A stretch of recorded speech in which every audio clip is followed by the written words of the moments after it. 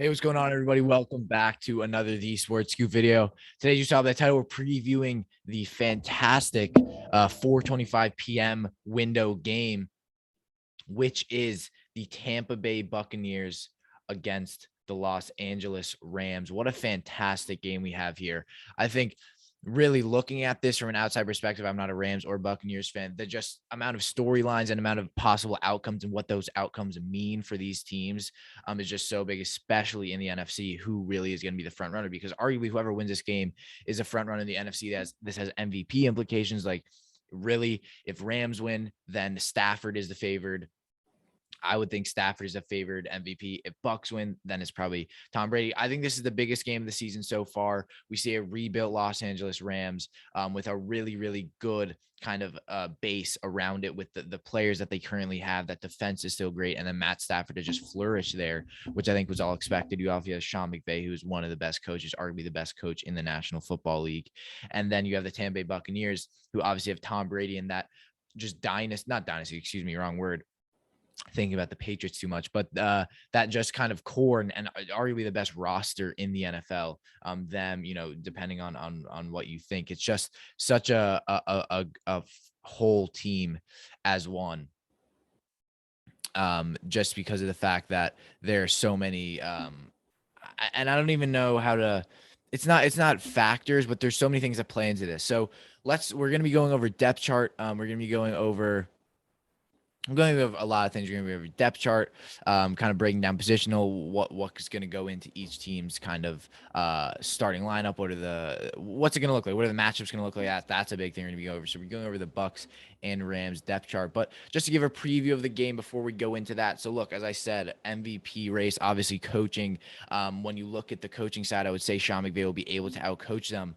But let's look offensive, defensive side of the ball. Buccaneers offense, Rams defense, what each side needs to do. So for this Buccaneers offense, it's all about how are you lining up players against Jalen Ramsey. I think the favorable matchup, because no one can really not Jalen Ramsey can guard anyone, but the favorable matchup for Jalen Ramsey would be a Mike Evans-like player, big guy, because Antonio Brown is actually out, Jaden Mickens is out, and Justin Watson is out. So you have three receivers out. Luckily, they have a very deep core, so you could see a lot of Tyler Johnson, Scotty Miller. We'll talk about that more. But in terms of offensive defense, it's all about Tom Brady. Look, he's a fantastic quarterback. He can throw interceptions. We've seen that through two against the Cowboys, I believe. Excuse me, two against the Cowboys. So while he's a fantastic quarterback, there's obviously that error, and I would not be surprised. I would probably predict Tom Brady to throw at least 1, 2. But the great thing about Tom Brady is no matter how many interceptions he throws, he could throw 2 interceptions in a game and be the best player by a mile, which is something we saw in the Cowboys game, where he was just fantastic, and they obviously went on to win that matchup. But defensive side of the ball for the Rams, I think it's going to be a lot of, are you playing man press? Are you dropping back? Because we know that this team has all the receivers to do. They can go underneath. They can go over top. They can throw bubble screens. They have the running back core that isn't as great. So a big thing here that I'm thinking from Tampa Bay is we're going to see Tom Brady probably drop back. I would say probably, I wouldn't say 50 times, but he'll be dropping back a lot. And then it's all about what is his offensive line, what is a defensive offensive line matchup, because we know that this Bucs offensive is fantastic, really across the board, with Tristan Wirfs, Alex Kappa, Ryan Jensen, Ali Marpet, Donovan Smith. I would say is only the weak one. Tristan Wirfs is fantastic. He'll be going up against Leonard Floyd. Maybe one of their outside linebackers, and even Aaron Donald. Sometimes we know he is adjustable as that kind of more edge guy in a 3 front defense. And then obviously the Ali Marpet offensive line, we know from my hometown, is fantastic player. And we know that the Rams, both defenses run a 3-4 defense. So it'll mostly be, Aaron Donald on that right defensive side as his lineman now. So about Joseph Day in the middle, and then Ashawn Robinson. And you have Jonah Williams back up. You obviously have some good players, and then there's a lot of matches there. But I think defensive side for the Bucs is, they're going to be throwing it a lot, and we know this Bucs team can defend the pass very, very well. But it's about how are you guarding those receivers? What are the schemes? Are you giving safety help? Are you dropping back? But let's go into the depth charts. Let's see what the teams are working with going into the matchup. We'll quickly go to them here. What are the teams looking at here? We're going to go Tampa Bay first. So obviously, as you see here, 3 wide receivers, 1 tight end set is what they generally run. Then for it's the same for the Rams, basically same offensive and defensive formations, or at least kind of personnel. So Tom Brady, obviously no quarterback, Leonard Fournette, Ronald Jones, Giovanni Bernard, and Keshawn Vaughn, all three running backs who are all two RB1s, arguably an RB1, RB2. So really, we know they have that versatile backfield. They have everything there. They have power running. Dynamic running they obviously have as well, receiving. They have everything on that team. There's a lot of power, not firepower, because none of these players are like, okay, we really need a game plan against them. Leonard Fournette, while we know is fantastic for the Jaguars, came to the Bucs and was kind of outplayed, and then just kind of ended up not being that guy for them.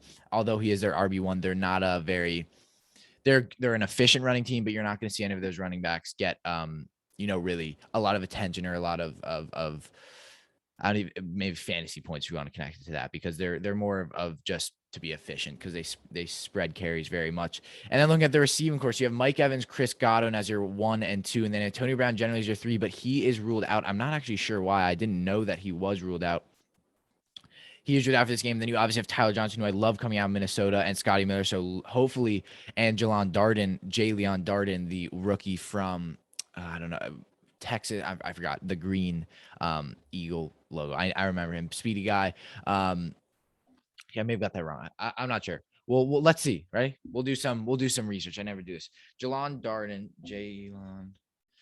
Welcome to researching for wide receiver 5s. Yeah. So he was coming out of drafted in 2021, and he played for North Texas. Right. Okay. So I did get that right. It's not the name. But there we go. We got some research in if you guys didn't know. But he'll be, so we'll see more receivers probably getting more time. Jaden Mickens, and as well, you see Justin Watson are out. And then you have, obviously, for the Bucs offensive line, Donovan Smith, his backup is on IR. And then the third string guards, Sedarius Hutcherson, Donald Stanley, and John Malkin are all on IR.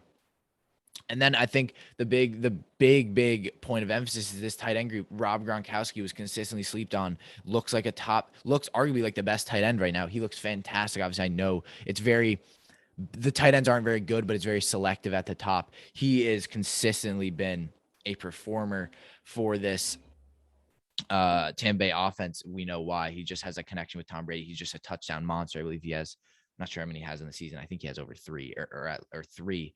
Because I know he had one with the Cowboys, and I believe he had 2 last week. And then you have OJ Howard, who has been reinstated into this offense, and Cameron Brate as well, who's arguably a tight end 1 earlier in his career. So really what I think is important for this Tampa Bay team is that just sheer depth. They have so much, and that's why this offense is so multifaceted. It can hit you in so many ways. But now we'll go down to that defense quickly, touch on them. The defense that will get so much pressure in that 3-4. Ndamukong Suh, the most underrated NFL player, Vita Vea, who is just fantastic. No one can really block him. We saw him against the Cowboys, just destroying offensive linemen, pushing them back to the quarterback. And then William Golston, who, while doesn't get a lot of sacks, I believe he had the most QB hits on the team last year, so he's very good. Big news, as Jason Pierre-Paul is out, so Anthony Nelson will be getting in, maybe Steve McLeodin, as that kind of outside linebacker, pressuring linebackers. We know Shaquille Barrett, they kind of have those two, pressuring guys. But maybe what they do is they put Shaq Barrett there. They move Joe Tryon, Shoyinka into that, outside linebacker 1 kind of role. And then, you just look at this secondary. While it's not, you don't have that standout guy. Well, you do, but you don't have that really number 1 corner. Well, I really like Carlton Davis. No one's really talking about Carlton Davis as this lockdown guy, as this guy who, while he is, he's been able to guard very good receivers, but he's not that guy who's a top 5 guy, top 10 guy, or maybe he's top 10. And then you have Ross Cockrell to back him up. And then on the right cornerback, you obviously have Jamel Dean, who is now starting due to Sean Murphy Bunting injury. I believe it was last week. And Jamel Dean, the speedy slot from Auburn, who will be able to guard the faster guys like Deshaun Jackson and such on the Rams. But let's go to the Rams side of the ball. Matthew Stafford, we know how good he is. Obviously, have John Walford in case they need, but I think Matthew Stafford really just so flourishing. But looking at this offense, what do they need to do against a Bucs defense? Is, first of all, this offensive line for the the Rams is not something to boast. It's not fantastic. It's not bad that you're obviously led by the old Andrew Whitworth. And then you kind of have an offensive line that I don't think is bad. I'd say they're mid-pack, maybe a bit above. There's not too many fantastic offensive lines.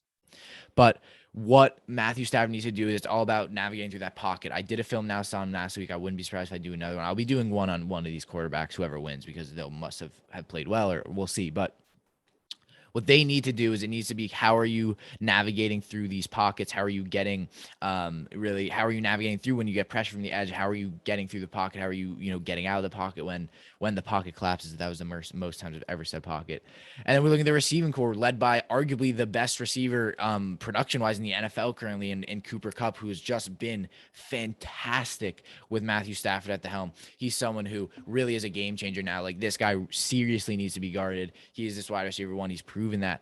And then behind him, we have Robert Woods, and then wide receiver 3 and Von Jefferson. Then you have Deshaun Jackson and Tutu Atwell as your burners downfield to gash the defense. But it's just really good. And then you obviously have Tyler Higbee, who's always been a noteworthy tight end, someone who can, get a decent bit of catches and can kind of be a bit of a problem. But this Rams offense, really what we've seen with this team is they've been headlined by that defense, and that offense is kind of back up. They kind of get the points, but it's mostly the defense that wins them the games. But what they're trying to do is stay 2-0. Obviously, both teams, you can see by the records up here, are 2-0. But let's look at the defensive side of the ball as well. 3-4 defense. They're starting with Ashawn Robinson, Joseph Day, and the best player in the National Football League, Aaron Donald, backed up by Jonah Williams, Greg Gaines, and Michael Howitt, and then Bobby Brown there. But what I think here is really looking at that front seven, or front three. I mean, they're not that good. Like, how are they getting pressures? Joseph Day is a fantastic run stopper. Ashawn Robinson, he might he's not a rookie, I don't think. Let's quickly check. I don't believe he is a rookie, but I remember, Janarius Robinson, excuse me, was one from Florida. He is not. He is 26, so he's from Alabama, so must have been good. But he has 1 tackle on the season. I believe he's filling in for an injured player. I generally know the teams. He doesn't look like he should be starting, but then again, it's really who's backing him up. So maybe he is.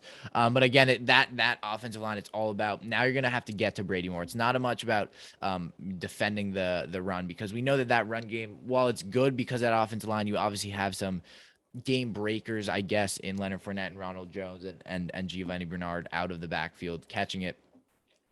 You're going to have to get to Brady more. And we know Aaron Donald could do that. Joseph Day, I know, as well as Sean Robinson. I'm not sure. I have to look at him more, but I think that's going to be the big storyline, is how are we getting to Brady? How are we making him uncomfortable? Because Brady, unfortunately, all great players have flaws. All GOATs have flaws. And I don't know why I did that. He is the GOAT. I don't want to get any hate for that. He is the GOAT. But all GOATs have flaws, and they should be, what Tom Brady is not great as under pressure. If you're pressuring him, that's actually, I'm completely not under pressure. Are you the best? I'm saying when you are physically, as a defensive line, getting to him, no quarterback, and hitting him, obviously it's gonna ruffle his game. He's very good under pressure. That's the not physical under pressure. This has been a very interesting video, but we obviously have the outside guys is Kenny Young, Troy Reader, Justin Hollins, Leonard Floyd. Obviously, is the mark guy. Again, he's going to be that guy who's coming off the edge. He's fantastic. Obviously, they re-signed him to a huge deal this offseason. Had a sack last game. He's someone who really can get to the quarterback. He doesn't have that physical size, but he has that length and really the arm length that can really get to the offensive line chest plates and push them back. And then obviously in the secondary, you have a very strong secondary. Well, they did lose John Johnson to the Rams. They have Darius Williams, who is fantastic, Jordan Fuller, Taylor Rapp, and obviously led by the best cornerback in the National Football League, and that is Jalen Ramsey. And they're obviously backed up very well with Terrell Burgess, David Long. The very good backup, and it's all about how are you spread. As I said, how are you getting the secondary to guard good weapons, and now you're already making it easier without Antonio Brown. But it'll be a fantastic matchup. I think really just how good this match will be, I think is just going to be fantastic, because especially when you look at what are the outlier, or not the outliers, what are the storylines going into this? I mean, these are the two best teams arguably right now in the two of the best teams in the NFC right now are the two best teams in the NFC. So I think whoever wins this game is going to be the front runner to win the NFC, or maybe even make it to the Super Bowl and contend for one of the against one of the AFC teams. Probably the Chiefs. But I hope you guys enjoyed that video. Do make sure to subscribe. Weekly predictions tomorrow, week 4. I can't believe we're already saying that, but week 4 predictions tomorrow. Enjoy your week 3. I believe it's posted before week 3, so enjoy your week 3, everybody. I hope you guys have a great time watching. 7 hours. I'm very excited for that. Make sure to subscribe. We'll see you next time. Thanks so much. Key McDermott, the Esports Scoop. All of our social media links are down below. Make sure to go drop us a follow. Without further ado, see you next time.